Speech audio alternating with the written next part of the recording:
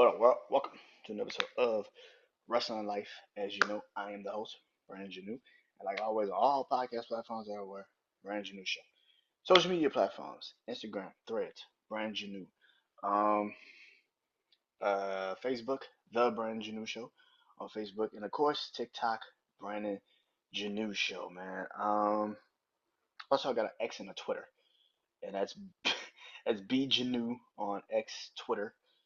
So go follow me on all of those social media platforms everywhere. And of course, YouTube channel, Brand New Show. That's where you catch all of the visuals, um, all my shorts. I'm starting to realize like I can do longer shorts, longer clips on YouTube channel. I think I did a 3 minute clip today, which I was like, what the fuck? So clearly people are subscribing and clearly people are following me on there. So thank you to anybody that's been subscribing on my YouTube channel. I appreciate you guys. Hope you guys enjoyed this episode. This is Wrestling Life. WWE Crown Jewel Rate in Review Show. The pay-per-view went off maybe but a couple minutes, maybe 30 minutes, 45, maybe an hour ago. Um, I said this Tuesday when I did my Wrestling Life Rate and Review show. Um, not a huge fan of not a huge fan of the Crown Jewel pay-per-views. I think they're okay. Uh, it prolonged storylines. 7 matches was on this card, so clearly y'all can shut the fuck up and stop telling people that these short matches, these short PLEs, are these 5 match PLEs don't work. I love the 5 match PLEs. I think they're actually great. Gets me in and gets me out. It actually also gives matches time to breed. Um, but you got what you wanted. Congratulations. Actually, one match didn't even happen. It was a no contest. So there's technically no rating for that, but I will talk about it anyway. Um, like I said, 7 matches. All in all, 6 actually got in the ring and actually started. Um, but let's get into it, man. I got let me see. Got one, two, three 5-star matches. So I'll be talking about all 3 of those matches and crown my match of the night. Um, but let's kick it off with the no contest match, which was Randy Orton versus Kevin Owens. Um, this match didn't even happen. It literally was just them two beating the shit out of each other. Randy RKO'd Adam Pearce, which was awesome. It was fucking amazing. It was great. Kevin Owens was never going to start this match off, and I actually like this idea of it. I think it was a good idea to have it be this way. That it wasn't really a match. I think because who the fuck takes the loss in this match? Now, me personally, it actually had happened. The loser should have been Randy Orton. It's pretty fucking obvious. But I can easily see now and this is because it was a no contest. I could easily see now the approach of WWE, which is let's just make it a triple threat match at Survivor Series, which is Cody Rhodes, Randy Orton, and Kevin Owens. Technically, you don't have to do a heel turn with Randy just yet, but you give him a title match. Cody gets his hands on Kevin Owens because this is something that they said last night on Friday Night SmackDown.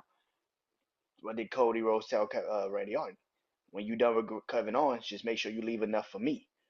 Well, now you're about to get enough because now you're about to get both of those motherfuckers in one match. Kevin Owens and Randy Orton are clearly going to have a triple threat match with Cody Rhodes for the WWE Championship at Survivor Series. One, it keeps the rivalry between all 3 of them going on.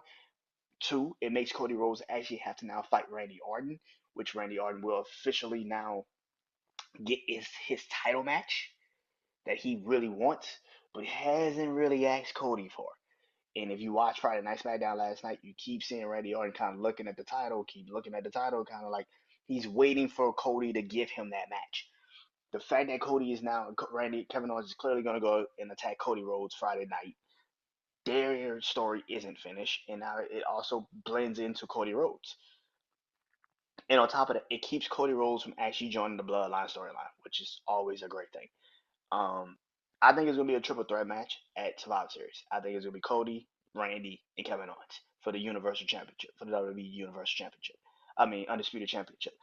I think it's gonna be a triple threat match. It's kind of obvious right now. Now, a lot of people probably won't realize it until more shit plays out, but it's clear because you didn't have a match tonight. And I know people are gonna sit there and say, "Well, they're just gonna have a match on Friday Night SmackDown." You gonna have a Randy Orton versus Cody Kevin Owens match on fucking SmackDown? You could have just had it on the PLE. What fucking sense would that make? But if you have a triple threat match, Randy doesn't really have to turn heel. Kevin Owens still can be heel, and Cody Rhodes will be in a ring with two guys that pretty much are going to destroy him eventually. You kill literally three birds with one stone. Cody Rhodes has a story. Randy Orton has a motive. Kevin Owens has a purpose. You kill three birds with one stone. And plus, on top of that, again, you keep Cody Rhodes away from the fucking bloodline. It's fucking incredible. Thank the Lord. But yeah, I didn't rate it because it wasn't a match. So if I had to rate it, it'd be a 1 star because it didn't happen. Like it didn't even fucking happen. But I think the storyline is bigger than that. And I like the fact that they didn't have a match because again, Kevin Owens and maybe Kevin Owens just takes Randy Orton out on SmackDown and he doesn't have to have a match. So Cody Rhodes says, "Fuck it, I'll just fight you at Survivor Series," and it's a no disqualification. Me personally, though, they've already, like I said, they've been teasing Kevin Owens, Randy Orton's back. I can easily see Kevin Owens taking out Randy Orton on Friday Night SmackDown. I can easily see it. And then Cody Rhodes feels like it's his. Randy stuck his neck out for Cody for the last couple of matches, the last couple of times. Now Cody's gonna stick his neck out for Randy. So I can easily see two scenarios. Kevin Owens takes out Randy Orton Friday night. It puts him on the shelf, which makes Cody Rhodes have to fight Kevin Owens at Survivor Series in a no disqualification match, maybe, which will prompt Randy Orton for coming back. You got a couple weeks to build it.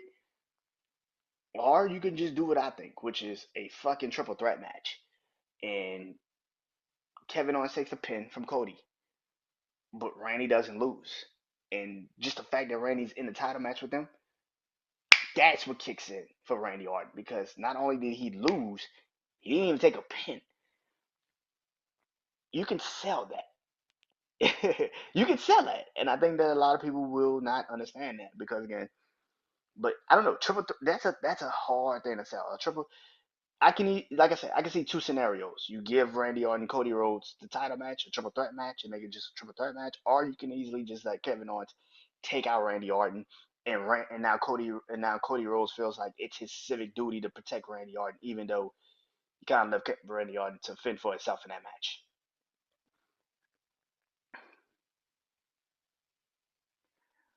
All right, the actual stars. I'm gonna knock this match down a couple pegs because I gave it, 4.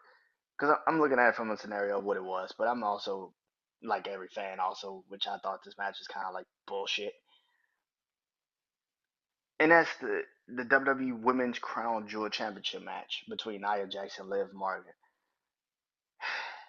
I gave it 4. I'm knocking it down. So this is the most knockdown I've actually did a match. I'm gonna give it 2, 2 stars. I dropped 2 stars down, 2 stars. I'm giving it 2 stars.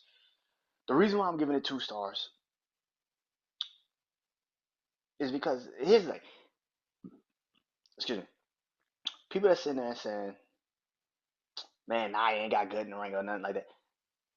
There was no way around this match. This isn't like Cody and Gunther where the champions are actually on an even playing field. Nia is a destroyer. Liv is as smart as Liv is. Liv is small, bro. Like you couldn't. There was no way around this match. This match was. This is why this was kind of stupid for the most part. It was a dumb match because there was no way in hell you thought Liv can actually physically beat Nia. It had to be a dumbass finish. It had to be a fuck finish, as people would say.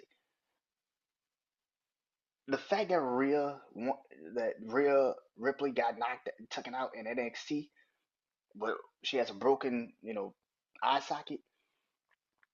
That is the thing. Like Raquel actually finally paid dividends in being a actually protector since she's been back in WWE. She hasn't really been protecting shit since she's been back in WWE. She still gets her ass whooped every fucking week, but But this match wasn't great, and it was probably never going to be great. I think people are also overestimating what the fuck this was supposed to be. I think it was supposed to be what it was. You wanted Tiffany to come out and try to cash your money in the bank, but she didn't. But this match wasn't supposed to be great. I don't think it was supposed to be great. Nia can easily, like I said, when this match was announced, had bad blood.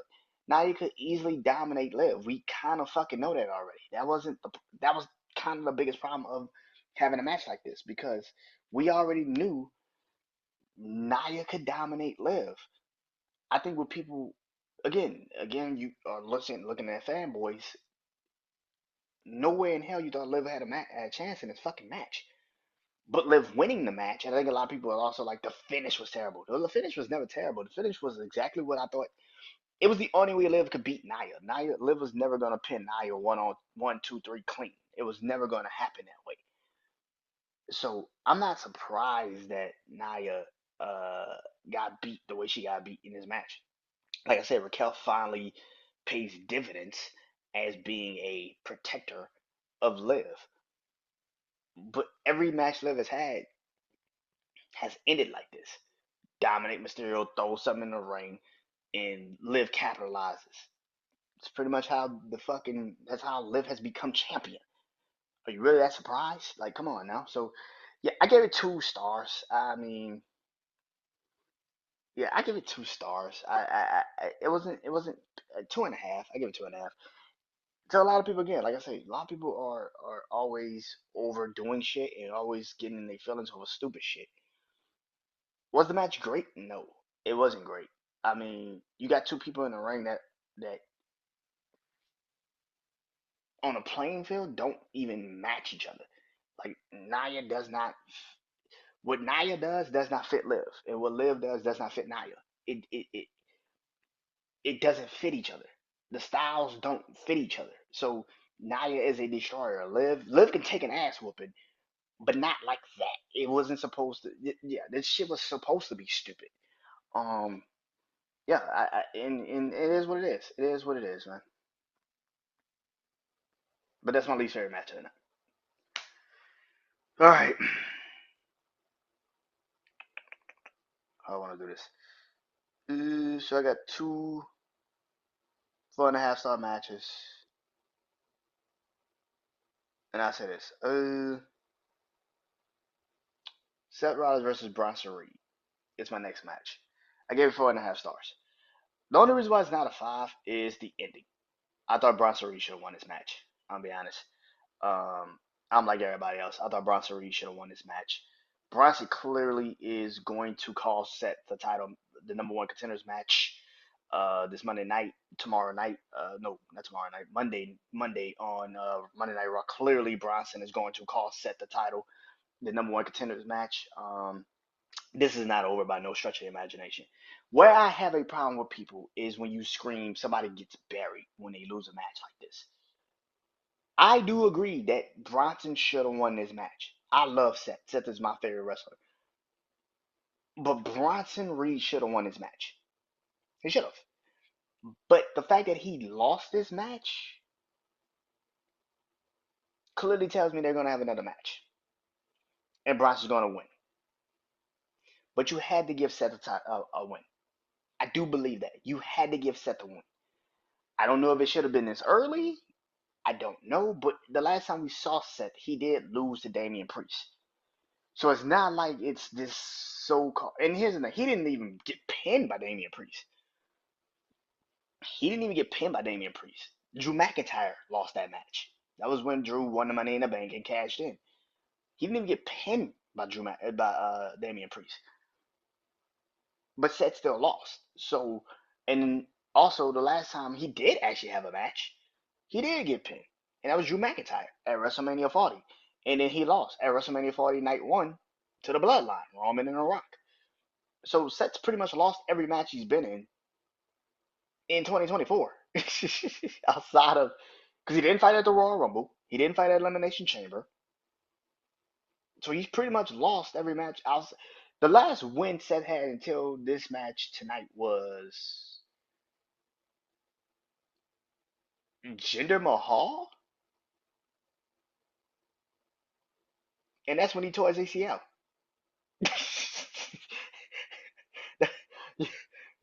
Yeah. So Seth literally has not had a win since Jinder Mahal. Yeah. So he needed a win. I do agree with that. He definitely needed a win. He needed a dub. Damn. Yeah. His only win of 2024 was Jinder Mahal up until tonight. Until today's match. Damn. Yeah. So I do agree. Seth did need a win. Bronson has more of a momentum move, and again, I get people that get upset when their favorite down doesn't win a match like this. I do agree. Bronson should have won this match. But Bronson came out more like a fucking monster, getting up from three curve stumps, particularly the last one, which comes off the top of four, actually. People say it's three. It was four curve stumps. He stumped his head on the stairs before he got in the ring. Then he hit him with a one. Then he hit him with another. Then he hit the big curve stump. So it's like four curve stumps this man got up from. Especially the last one coming off the top rope and hit them with a curve stump. Bronson's going to cause set the number one contenders match Monday night on Raw. That's pretty obvious. And they're going to probably have another match at Survivor Series. And I'm cool with that. And Bronson's going to win it. And I'm cool with that. Because here's the thing people not understanding. The one thing about Brian Breaker and the one thing about Bronson Reed, they learn from their mistakes the next time. So what caused the match? So when JB Brian Breaker to win the Intercontinental Championship, what did he do the next time he fought with Jay? All of the shit that Jay did the first time, Brian Breaker did not let him do the next time. What the fuck is Bronson Reed gonna learn in this match? He's gonna learn to not take Seth so fucking lightly. He's gonna come out and he's going to dominate Seth. Me personally, I've always felt like a guy like Bronson Reed needs that Brock Lesnar SummerSlam moment. He needs to absolutely fucking dominate someone. Seth Rollins is the perfect person to have that with. Will they actually pull the trigger on that? I don't know. But it would make sense that at Survivor Series, of all places, Bronson Reed gets that big ass moment where he just dominates Seth. And Seth just like, what the fuck? It's not over. Clearly, it's not over.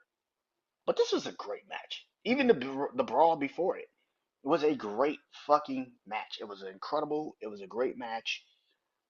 Um, yeah, it doesn't have bad fucking matches, and Bronson Reed barely has bad fucking matches, and that's dating back to when Bronson was in NXT. Man don't have bad matches, bro. This is why people that really have seen Bronson Reed for real, know that man could go in the ring. You know how good he is, and Seth is one of the best wrestlers in the damn WWE. I've seen this man have a good match against Omos. Set that dude. I've seen this man have a good match against Omos. Set that dude. My next 4.5 star match is Bianca and Jay versus Chelsea Green and Piper Niven versus Metal 4 versus Damage Control. I gave this 4.5 stars. It was a fatal four-way for the WWE Women's Tag Team Championships. 4.5 stars. A little sloppy here and there, but when you're in a match like this with multiple people, multiple pieces, multiple situations going on, not everybody's gonna fucking flow perfectly. That shit just you got 8 different fucking people in a ring trying to hit a move at different times. Like and you gotta contextually get it right. So yeah, every move is not gonna be fucking spotless. Like fuck out of here. It's supposed to be kinda crazy. You got 4 different sets of tag teams, 4 different sets of duos trying to hit a moves. Like of course it's not gonna be fucking spotless. But for what it was, this was the best women's match of the night. All 8 women deserve their flowers, their respect, and their love. That match was fucking incredible.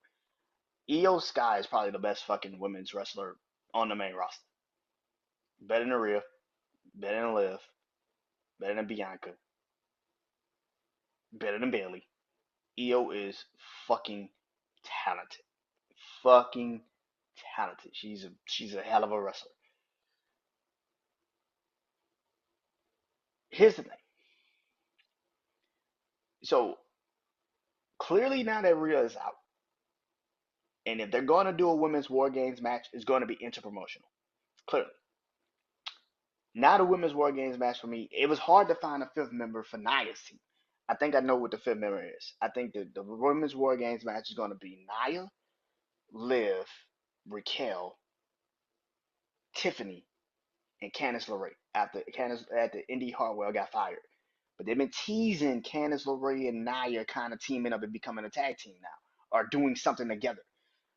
Because Nia has been giving Candice LeRae more of the opportunity to show what she's capable of and taking Tiffany's spot. Now that Tiffany hasn't cashed their money in the bank, and clearly they're continuously teasing this, I think this is going to be the last straw for Tiffany to really cash in money in the bank. Now she's not gonna cash in War Games. That's fucking stupid. Why would you do that? But she will cash in at Saturday Night Main Event. But the team now that they're going up against, now that Rhea is going to be Bianca and Jade, because Liv and Raquel have been teasing they're going for those tag team championships. So clearly they got a beef with them. So that's already the beef. And again, being able to go to Raw and SmackDown and NXT with those tag team titles, you can build Liv and Raquel, Bianca and Jade. And the team on SmackDown, the two women on SmackDown will be Bayley and Naomi. Because Bayley and Naomi have been the two people that has been giving Tiffany, Nia, and Candice the problems. So that's the four for them, and that's been the four. But the fifth member has always been the easy one for me. I'm sorry. I'm sorry. But the fifth member has always been an easy one for me. The fifth member has always been an easy one for me on the fifth member has always been an easy one for me on the women's side when it came to Bianca and them. Because Rhea was always there. Now Rhea's gone. So what is the fifth member? Well, that for me is kind of easy now. Io. Io's the fifth member. Io or Laura Vicario. But I think it's gonna be Io. Io's not missed a War Games match since they've created it. like, like Io hasn't like Io has not missed a women's War Games match. Io has not missed a women's War Games match since they actually started women's War Games matches in NXT. Like Io has competed in every women's War Games match. You know how crazy that shit sounds? Like that's nuts. Io's been in every women's War Games match since its inception in NXT. Io's going to be in the women's War Games match, and she's going to be the fifth member. And plus, on top of that, Triple H, if you not learned anything about Triple H storytelling, Triple H does not put people in the ring for no reason. A couple weeks ago, you had what a week ago, maybe 2 weeks ago, Damage Control versus Liv and Raquel. There's a reason for that because they're trying to see what's going to happen. Io's going to be the one that challenges Liv next. Because now that you now know Rhea's out, Rhea's coming back out the Royal Rumble, and she's probably going to win the Royal Rumble. She'll be the second woman to win the Royal Rumble. I don't remember. I think Rhea came out number one a couple years ago when she won the Royal Rumble. She will be the 30th entry in the Women's War Games match this year. So she'll be the first woman to win from number one and number 30, and be the first woman to ever win two Royal Rumbles. Rhea will be the first person. Liv is keeping the belt for until WrestleMania. We all know this already. Liv, but that's going to be the Women's War Games match. That is going to be the Women's War Games match. It's going to be Liv, Raquel, Nia, Tiffany, and Candice versus Io, Bianca, Jade, Naomi, Bayley. That's the Women's War Games match. This match was great. This match was good. Chelsea Green and Piper Niven. You also gave Lash Legend Jakar Jackson some run on the main roster. Now maybe they go back to NXT and maybe you give Lash Legend more of a push But I think the time in NXT is done because they don't fit anything right now in NXT. Like, what do they do in NXT? They can fit the main roster right now. They would be perfect to be the women's tag team champions because they actually are a tag team. Um, and I don't get how people get mad at Metal for them for moving up to the main roster right now. Excuse me, because it makes sense. What the fuck can they do in NXT? They're not they're not gonna be featured in NXT Women's Championship picture anytime soon. As long as you got Julia and Stephanie and Cara and Roxanne fighting against each other, they're not in that. Like Lash is not gonna be in that. The North American Championship title picture is also just as fucking muddied because then every other woman that's not in that rivalry will be in that one, and that's what Zara, who just came to NXT. You got Kalani. You still got now Jordan Grace could be jumping into this picture. She can go from being a TNA Knockout champion to possibly being the North American champion or even the NXT Women's champion, depending on what you do with that. You still got Jada Parker, and you got Nikita Lyons, you got Lola Vice. You got a lot of women in NXT. The question is, what the fuck do you do with Lash and Jakara? You need women on the main roster.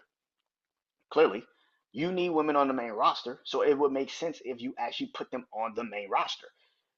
You got an actual true tag team, and Lash can actually go and Jakara who play. Jakara can wrestle, man. Like she might not be as great as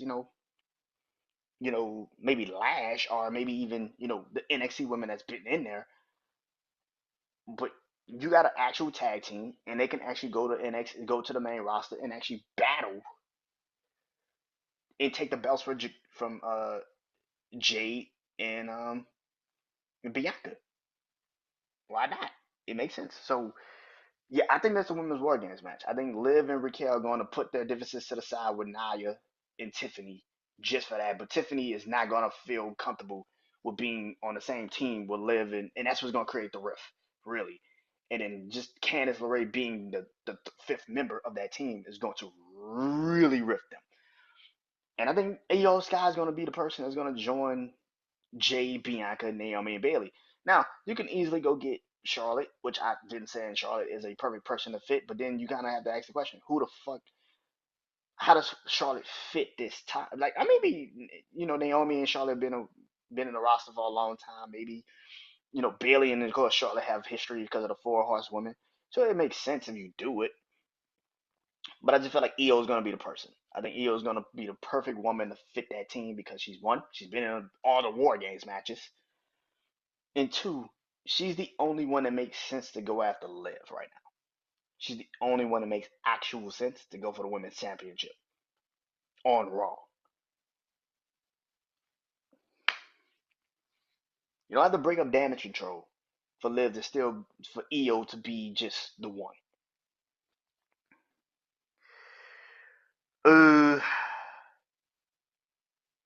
Like I said, I got three 5-star matches. Three 5-star matches. Of course, I got to crown one my match of the night. And so let's start it out like this. So my first 5-star match that I'm going to talk about is the OG Bloodline versus the Bloodline 2.0. I gave it 5 stars. I see people getting mad at this match. I see a lot of people getting mad at the finish of this match. I see a lot of people um, criticizing this match. Some people saying this shit felt off. Here's my thing. Did you think Jay was going to come out with the Bloodline? The one thing that people are not understanding is Jay is his own fucking person now. Jay has shown you he's an individual. Jimmy still needs the bloodline. Jay doesn't. Jay's only doing it because it's family. Jay's only doing this because he feels like he has to show his little brother in the new bloodline that family's all you got. But Jay don't even think that. Jay don't feel that way. Jay don't feel like family's all you got. I can stand on my own 2 feet. You don't watch Jay just walk out the fucking building, like come out the crowd, and the entire building fucking erupts. The man's over like a son of a bitch. That's what the OG bloodline is missing. Corey Graves said it perfectly on the fucking call before the match even started. He said it perfectly. Solo's bloodline is together, while the OG bloodline is not. When you tell Roman to his face, hey man, listen, I'm not doing that shit you made me do last time. I'm my own man. I'm not doing that shit. And if you don't respect that, then we can move on. You can leave if you don't like what I'm telling you. But if you start talking to me crazy, I'm out this bitch. The story is way deeper than that. People people want story, and then when you get it, you try to make it worse. And I don't get it. Let the shit play out. I've been one of those people that have always said about the bloodline storyline. It takes too long. It's fucking. It's just a. I have gotten to the point with this storyline where you just let the shit play out. Just let it play out. This storyline was perfect. This match all in all was supposed. See, this is the funny part. This is the one knock about the bloodline matches that I've always said. Bloodline matches take fucking forever. They are long, no plot, no theme, nothing to it. They take fucking forever. So to see people get mad at this match is the funniest shit on the planet. It's the funniest shit on the planet. Because you're saying exactly what I've always known. The Bloodline storyline matches take a long fucking time. It takes too long to get to the ending. Just get to the fucking ending. But this was supposed to tell a story. I don't think the story was really physically told. You had one moment in the match where Jay just didn't want to tag in Roman. The crowd was screaming, tag Roman in, tag Roman in, and Jay was like, give a fuck about what y'all want. And he just gave the tag to Jimmy. And Roman just started looking at him like, what the fuck? But that opened up the door for the new bloodline to take advantage of the bloodline, the OG bloodline. And they beat the living shit out of Jey Uso, Jimmy Uso. Because it's showing you they're not on the same page. They're not on the same page. Jay don't still trust Roman. Roman still don't trust Jay. And Jimmy is the one that's gonna take the. Now here's the thing. Solo's the one that's always kept the peace. See, people say it's the wise man. Sammy's the one that always kept the peace with the OG bloodline. You don't believe me? Go watch old YouTube clips of them. Sammy's the one that always kept the peace with the bloodline. Always. Paul has always been the one that just did whatever Roman told him to do. And when Roman didn't trust Sammy, what did Paul do? I don't trust Sammy. Sammy's the only one that kept the peace. Perfect example. The best segment of all time. Sammy, I think it was Sammy and Jimmy? No, it was Sammy and Solo. I think had a tag team match. And the Usos was outside watching the match. And they lost the match. They lost the match. And that was the first time you saw Jimmy get upset with Jay. Like, yo, what you doing? You fucking this up. Like, what are you doing? Get out your feelings when it comes to this shit. And Roman comes out with Paul. They get in the ring and have the greatest segment of all time in wrestling history. That's the night where Sammy said, Jay just hasn't been feeling, very oozy. But up before he said that, before he said that line particularly, they're arguing back and forth. Roman's like, listen, I'm tired of this shit. I'm tired of y'all bitching and moaning and complaining. Y'all want to act like kids? I'm going to treat y'all like kids. Squash this shit right now. And Sammy tells him, hey, man, I don't know what's wrong. Like, Jay, I've always loved you. Like, you've always been all of us are cool. Why are you mad at me? And Jay says, you know what, man? I don't like you being around my family. I don't like you. I don't like your face. I don't like your hair. I don't like anything about you. And that was the night. And Sammy's like, man, I'm trying to make peace. The tribal chief says he want peace. And Jay was like, I don't give a damn what the tribal chief say. Like, I don't give a damn what he say. And Roman, moment of Roman just being like, "The fuck you just say?" And Roman turned back, and and Sammy's like, "Whoa, whoa, whoa, whoa, whoa, whoa, whoa, whoa, whoa, whoa, whoa, whoa, whoa." And listen, Jay didn't mean that. Jay's been off. Jay just not been feeling very oozy, and that was the moment. But people forget that because they broke character so fucking fast. like, like even Roman was like, "Yo, this shit. Listen, hey." like, they broke characters so fast, but you realize right then and there. So for Sammy to come out and try to save, and here's the thing, he didn't come out to save the bloodline, the OG bloodline. He came out to save Jay, because he told Jay, "Listen, man, you don't have to be a part of this. Like you don't have to do this." That's always been a plot. That's always been a run. But what's going to clearly going to happen is they're going to have to put their differences aside,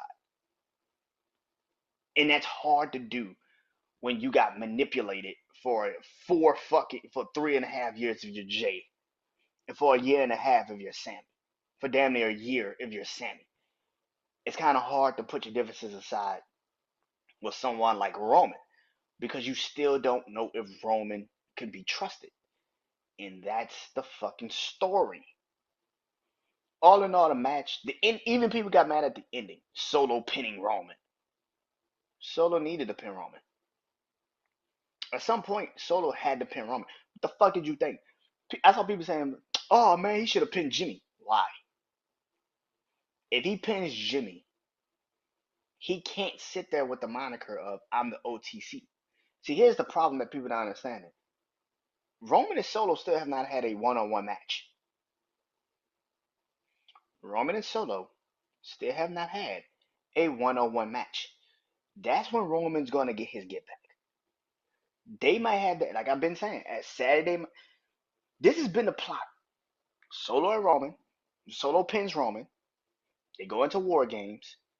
The OG Bloodline wins. Sets up Solo versus Roman at Saturday Night Main Event. Roman pins Solo. Then you would get what you want. Roman's going to pin Solo at Saturday Night Main Event because they still have not had that one-on-one match because at the end of the day, this is still a six-man tag. That's all it was. It was a six-man tag. They still not have had a one-on-one match. And that is what's going to create the rift between the new bloodline. Because as much as Solo pinning Roman tonight, you needed help. You still needed Tama Tonga and Jacob Fatu and Tonga Loa to save your ass. What happens when you actually have to have a match one on one with Roman? You're gonna lose. So him pinning Roman tonight don't mean shit. But if Roman pins him in War Games, what you gonna say then? Ah, why you let Roman pin him in War Games? Roman's gonna get his get back on Solo in War Games. He's gonna pin him in War Games, and that's gonna set up one on one Roman versus Solo. Because you pinned me once, I pinned you once. Let's really have a match to determine who really is the tribal chief. And Roman is going to pin Solo in that match, which is going to become, which is really going to build Roman and The Rock. Because Solo's only in place because The Rock's not there.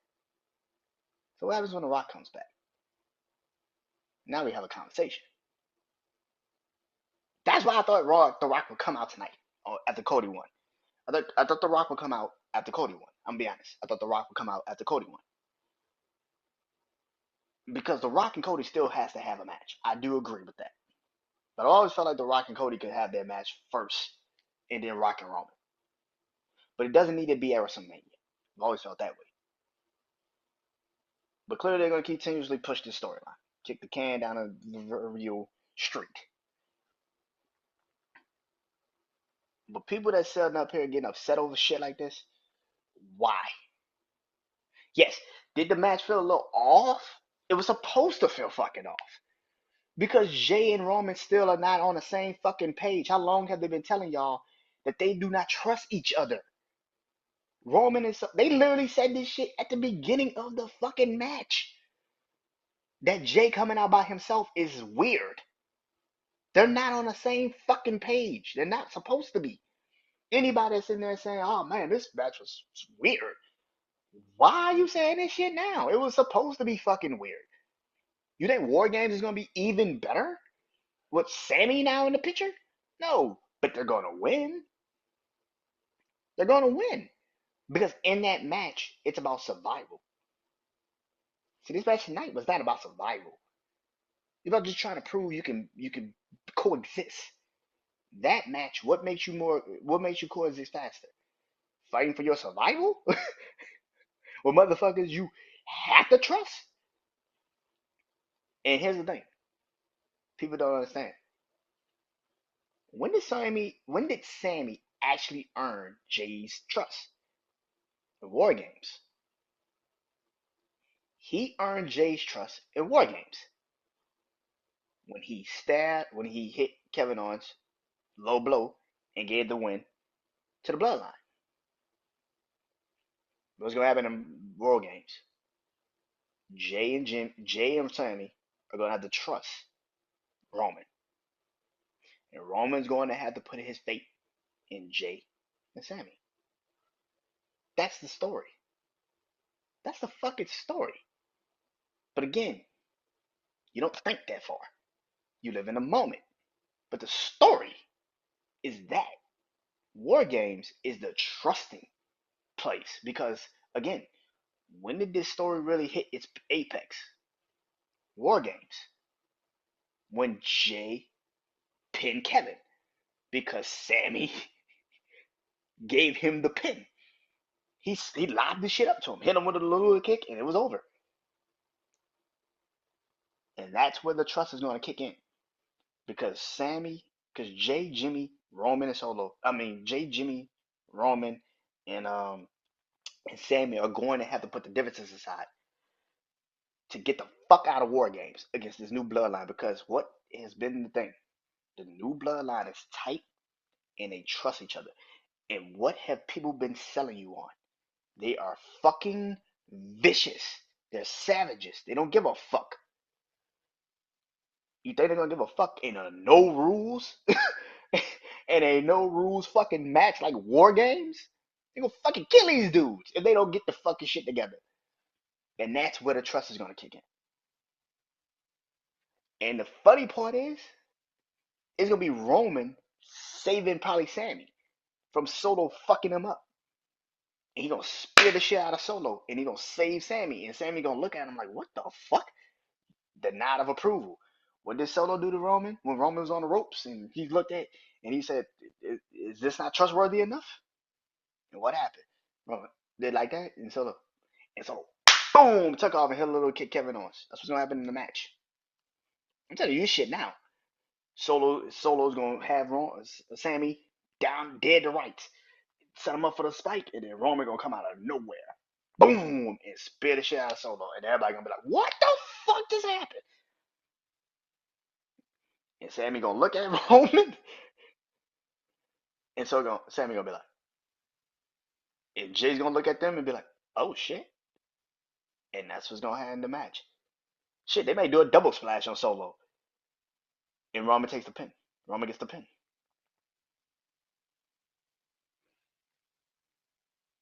and now the OG bloodline is back being unified.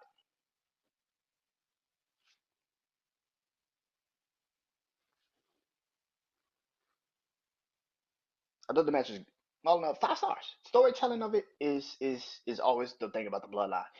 If you think you about to have a good match with the bloodline, is crazy. Why? The bloodline doesn't have great matches. They have long plotting fucking matches, but it's always about the story they're telling. And the story is why it's always a 5 star. Because the story itself is what sells you, not the fucking match itself.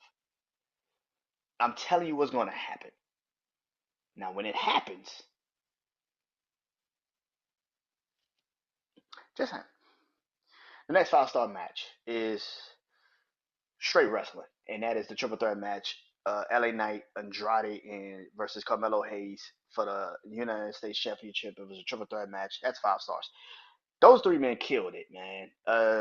Andrade, Carmelo are two of the best in the ring. They really are. Um, Carmelo taking a pin tonight, which means Andrade is going to get another title match. It's going to be 1-on-1, and I expect Andrade to win the belt. I like LA Knight, love LA Knight. As funny as it is, man, LA Knight was the last wrestler that I guess I convinced my dad to like. So that was the last wrestler. My dad was like, "Man, you know what, man? You sold me on LA Knight." He told me that, man. He told me that once. He was like, "Man, you sold me on LA Knight." He's like, "I ain't even like that dude, but you keep telling me that this dude good." So that was the last wrestler that my dad, like, I told my dad, like, I was like, "Nah, LA Knight good. Like, LA Knight's a really good wrestler." And he was like, "Man, that was the last wrestler." My dad was like, "Nah, B, you might be on to something with LA Knight. I kind of fuck with LA Knight." So that's pretty cool.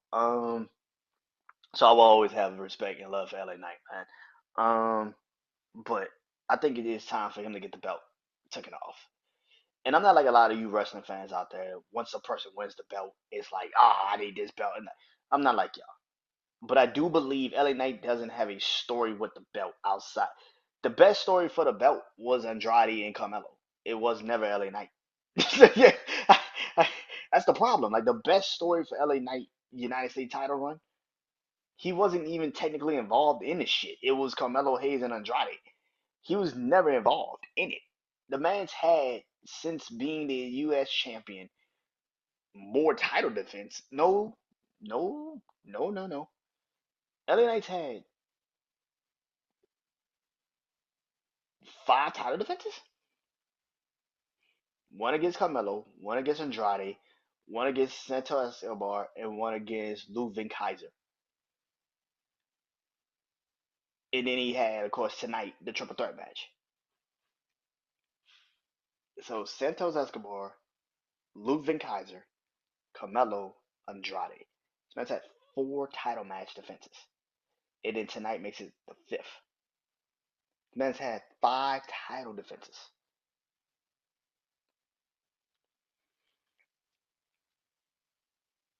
I love LA Knight. I think LA Knight should win the belt back eventually, but right now, you know what's dope about the U.S. Championship is that the U.S. Championship. If you actually look close at the U.S. Championship, it's got LA Knight written all over the strap. I think that's really dope. Like, even inside of it, it's LA Knight. It's actually a dope title design. See, people don't even see that, which is the funny part. Like, people don't even really see that. That's the title design. But yeah, man, LA Knight. Excuse me. LA Knight, I feel like should drop the belt to Andrade. I think Andrade should easily win the belt. And I've been saying this. WrestleMania would be the perfect stage to have Carmelo versus Andrade one more time. I think it'd just be the perfect stage. I think a lot of people will probably be like, well, they already had 7 matches. The way the 7 match ended, I can easily see why they ended it that way. Because you were setting up the triple threat match. But what you want to do is you want to give them a bigger stage. And I think Andrade versus Carmelo for the U.S. Championship, a real WrestleMania title match, will be dope as fuck. And I'm not like a lot of people that's just like, oh my god, I don't understand it. I saw it that night. I was like, oh no, they're gonna have another match. They're going to have another match, and it's going to be a big one because you don't have a 7 game series match without it being an actual fucking match. I truly believe that it's going to be another match between Andrade and Carmelo, and I think it's gonna be for the U.S. Championship, and I think it's gonna be at WrestleMania because you don't really have anything. And plus, on top of that, the bigger the match, the bigger now it's an actual 7 game match, and it's between those two. I think Andrade beats LA Knight. I don't know if he beats him at Survivor Series or Saturday main event. I would have him beat him at Survivor Series, but here's the thing: the card for me for Survivor Series is this: Gunther versus Sheamus. And that should be the match at Survivor Series. Gunther versus Sheamus because that's a classic. It's simple. Everybody will sink their teeth into it. It will make fucking sense. You don't have to sell people on that match. It's fucking easy. Gunther versus Sheamus. I think Sheamus should win the number 1 contenders match on Monday Night Raw. That's just me, personally. I think Sheamus should win the number one contenders match on Raw. As much as people want to sit there and say, oh, they should give it to Dominic Mysterio. Why? Dominic Mysterio is not beating Gunther. He's not. Especially after losing tonight, he's not beating fucking Gunther. You get that shit out the way. Stop being a fucking fanboy and be real. How the fuck you believe Gunther's gonna lose to Dominic fucking Mysterio? Are you fucking serious? Be fucking for real. Let's be fucking honest. You really think Dominic Mysterio has a fucking chance in hell of beating Gunther? Fuck out of here. I don't even want to even put that shit into the atmosphere. Dom got his own shit going on. Dominic Mysterio should not be near the World Heavyweight Championship, especially not fucking right now. Seth is going to get called. That title is going to be called. I already told you, Bronson Reed is going to cost Seth the number one contenders match. That shit is obvious. If if if um if if Dom does not, if Judgment Day does not cost Damian Priest the title, which I think they will, they're going to cause Damian. I think Judgment Day is going to cause Damian Priest the title, but I think the distraction's actually going to hurt Dominic Mysterio. Because you continuously like I've been said, and clearly now that they're pretty much going to let Damian Priest be in this match, clearly the obvious decision is Damian Priest is going to get caused the title match, which is going to make Damian Priest go cause the Judgment Day the tag team titles. I've been said this. I didn't know how you was going to do it because Damian Priest doesn't really have a reason to cost Finn and JD the titles, but now he will. Now he actually would have a reason to cost them the titles because you cost me my fucking chance at getting Gunther. So it would make sense. I don't think Dom is winning the fucking number one contenders match. Reason why is because he already beat Damian Priest. What the fuck will be the point of him now going to win the number one contenders match? The fact you put Sheamus in that match is something that people are not paying attention to. Well, some people are, but nobody's really paying attention to that shit. I think Sheamus being in that match, because Sheamus is again, what have you been watching for WWE, Triple H particularly, the last couple of weeks? It's the people you don't think is going to win. Sheamus being in that title match, that number one contenders match, is pretty fucking interesting. And plus, like I said, Gunther and Sheamus have history. Incredible fucking history. And what would make it better? They already battled for the Intercontinental Championship. You telling me a match for the World Heavyweight Championship between Gunther and Sheamus at Survivor Series wouldn't be fucking legendary? On that fucking card? Fucking right. Gunther and Sheamus at Survivor Series. Let's have it. Let's do that. Let's do that. Brian Breaker could go get somebody at Survivor Series, but who the fuck is the next challenger for Brian Breaker? I don't. Dominic Mysterio. I wouldn't mind having Dominic go for that title, but him going straight for the World Heavyweight Championship, and he ain't even challenged for the Intercontinental Championship before, is fucking stupid. That shit just don't make no fucking sense. What sense would that make? Brian Breaker needs a challenger. Dominic Mysterio is the perfect fucking person for it. Why not? Um, but Sheamus should win. Sheamus and Gunther at Survivor Series. Hell yeah, make it happen. LA Knight versus Andrade for the U.S. Championship. That's the other match. Cody, Kevin, Randy, triple threat, or Cody and Kevin. That's the other three. That's the other match, and then you got the two War Games matches. Done. The women's and the men's. Bloodline, obvious, and then like I said, the interpromotional match for the women. Done. That's the five. Two title matches and the U.S. Championship match, or a tag team match. You put the Judgment Day's tag team titles on it, and then Damian Priest costed them titles at Survivor Series, which that's too long. I don't think you should have the War Raiders and Judgment Day sit for like until Survivor Series. That's stupid. If you're not gonna do it at Monday, you do it the next Monday, and you have the War Raiders. Damian Priest calls them instantly the next week, and Damian Priest, and maybe Damian Priest and Finn. That's a lot of Series. I don't want to see Damian Priest and Finn at another PLE personally. It would be stupid. What's the point? But I can see that being the match. That would be probably the match at Survivor Series. I can see that being the match at Survivor Series. Damian Priest and Finn. I wouldn't personally do that.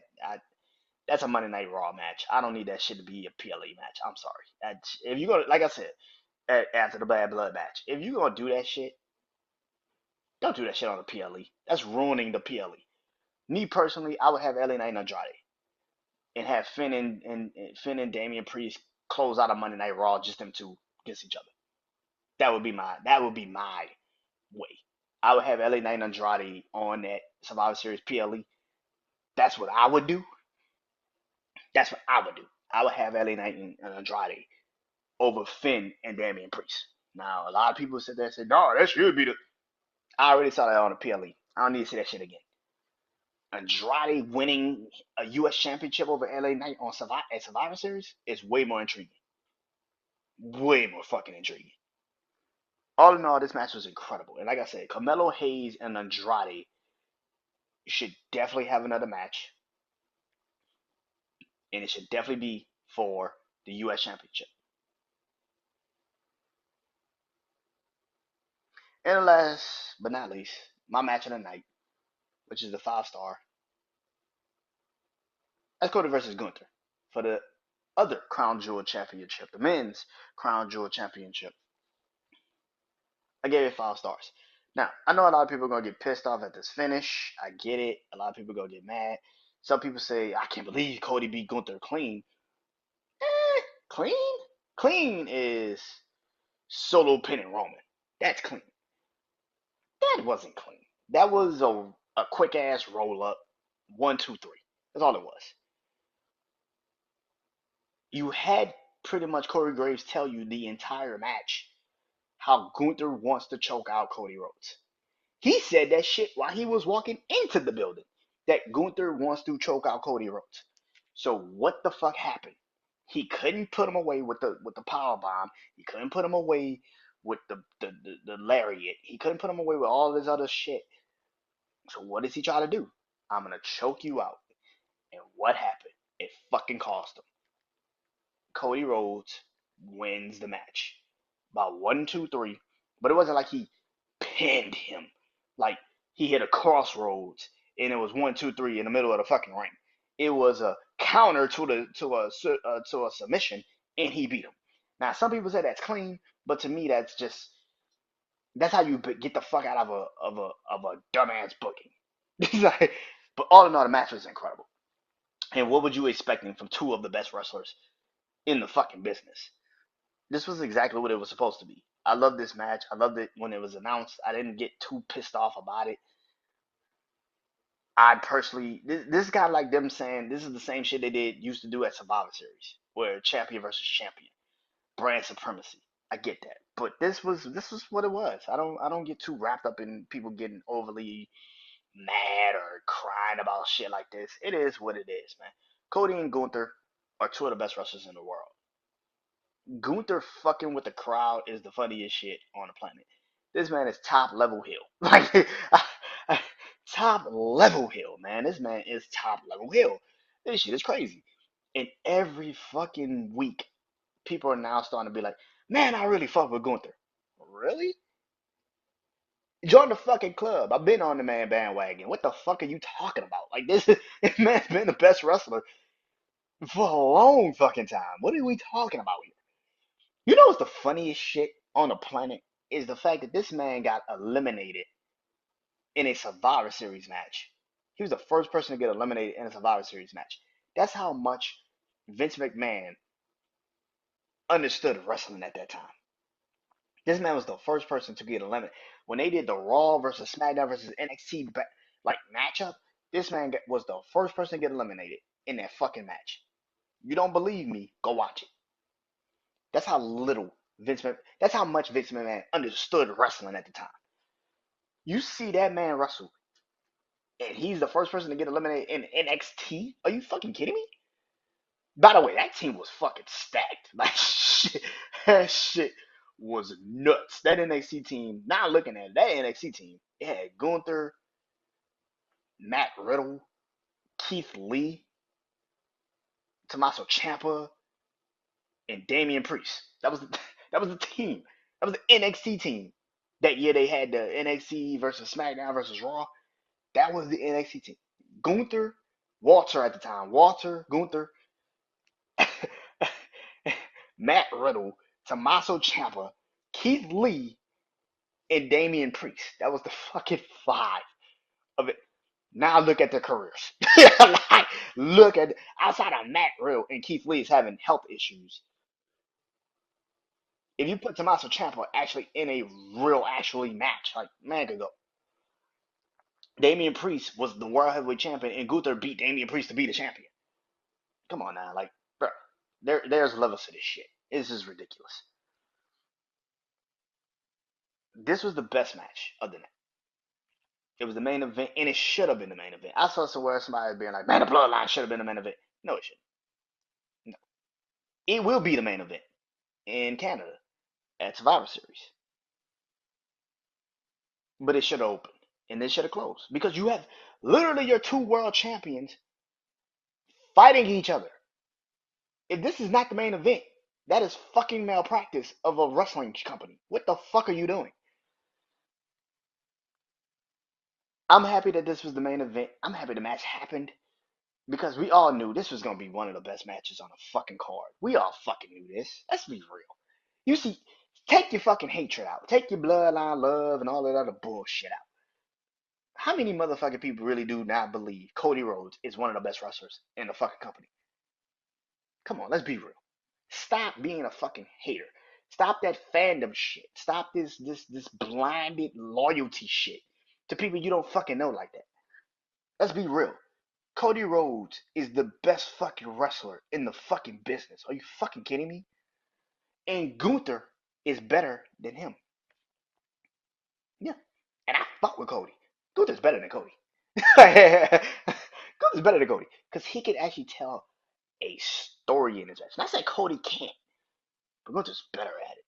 Because Gunther's the heel. The bad guy's always better at telling the story than the face. The face is always the underdog. The heel can always tell a better story because he's beating the shit out of you. He's beating the shit out of you. Like he could fuck with the crowd. That's why you love Roman so much. Was a Roman was a shitty heel. He would fuck with the crowd. He knew what he was doing. That's why this is perfect. That is my match of the night.